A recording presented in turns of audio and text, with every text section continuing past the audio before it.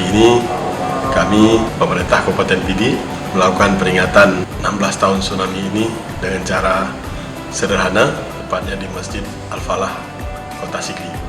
Sederhana karena memang suasananya lagi pandai.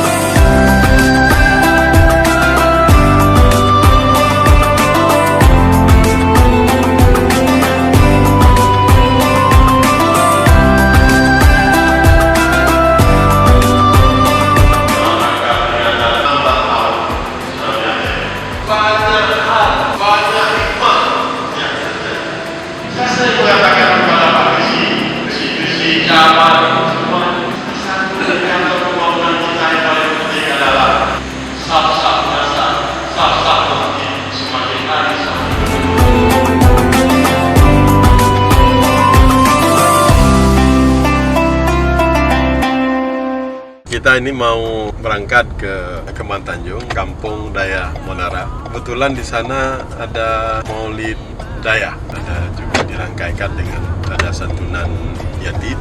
Maka ini dalam perjalanan menuju ke sana. Maulaya salli wa sallim daiman abada ala habibika khairil khalqi kullihim. Maulaya tinggal dengan rasa damai, menangi kampung, bujroh kampung, bujroh kabupaten kita.